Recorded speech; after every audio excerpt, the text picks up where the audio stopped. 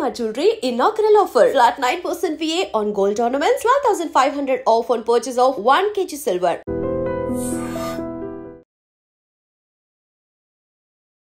Real estate మనకు తెలుసు. ఈ మధ్య కాలంలో పెద్ద ఎత్తున ఈ రియల్ ఎస్టేట్ దందా ఏ రేంజ్ లో నడిచిందో, గత 10 సంవత్సరాల నుంచి ఏ రేంజ్ లో నడిచిందో మనందరికీ తెలిసిందే. అట్లాగే కొత్త డిస్ట్రిక్ట్స్ వచ్చిన తర్వాత కూడా పెద్ద ఎత్తున ఈ రియల్ ఎస్టేట్ వ్యాపారం పుంజుకున్నటువంటి పరిస్థితులే. అట్లాగే చాలా మంది ప్రాణాలు కూడా తీసింది ఈ రియల్ ఎస్టేటే అనేది కూడా మనకు కూడా అంటే చూసాం. అట్లాగే చాలా వింటూ ఉన్నాం ఇన్సిడెంట్స్ కూడా. తాజాగా ఇప్పుడు రాజన్న సిరిసిల్ల జిల్లా వేములవాడలో అట్లాంటి ఘటనే జరిగింది.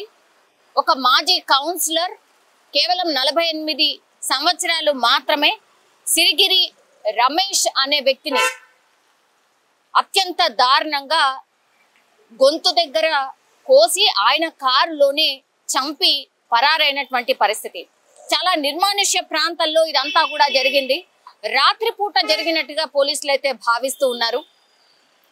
ఫ్యామిలీ మెంబర్స్ ఇచ్చిన ఫిర్యాదు, అంటే నిన్నటి నుంచి కూడా ఈ సిరిగిరి రమేష్ అనే వ్యక్తికి సంబంధించిన సంబంధికులు పోలీసులకు కంప్లైంట్ చేయడం, ఆయన ఎన్నిసార్లు ఫోన్ చేసినా లిఫ్ట్ చేయట్లేదు, ఏం జరిగింది ఏంటి అనేది కూడా కంప్లైంట్ రూపంలో రైజ్ చేసినప్పుడు పోలీసులు ఆయన ఫోన్ ని ట్రేస్ చేసిన తర్వాత శివారు ప్రాంతాల్లో ఈయన కార్, అట్లాగే కారులో అత్యంత దారుణమైన పరిస్థితిలో చనిపోయినటువంటి స్థితిలో ఈ రియల్ ఎస్టేట్ చేసినటువంటి సిరిగిరి రమేష్ ని అత్యంత దారుణంగా చాకులతోని పొడిచి అట్లాగే గొంతు కూడా కోసి అత్యంత దారుణంగా చంపినట్టుగా పోలీసులు అయితే ఒక నిర్ధారణకైతే వచ్చారు. ఇప్పుడు ఫ్యామిలీ మెంబర్స్ ని అడిగే ప్రయత్నం చేస్తున్నారు పోలీసులు కూడా.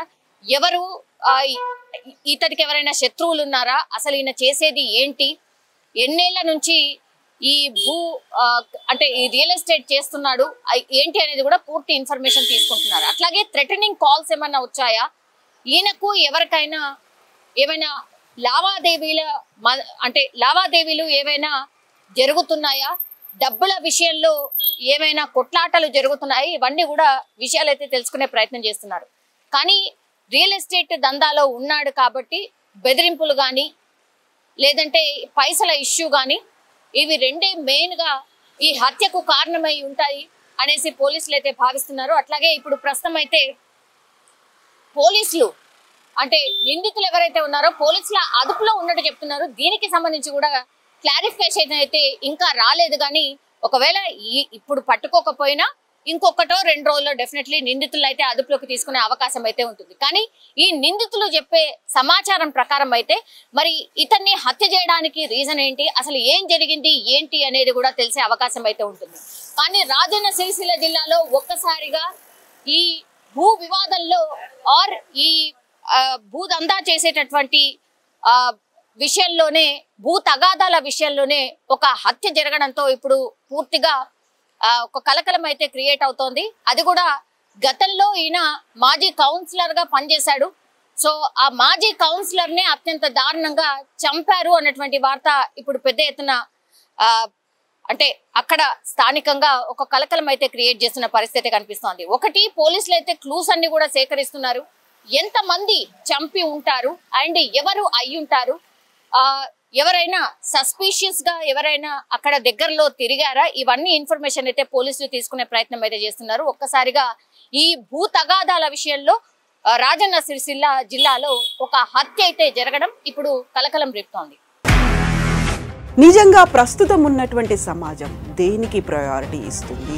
ఆర్థిక సంబంధాల చుట్టూ మాత్రమే తిరుగుతుంది.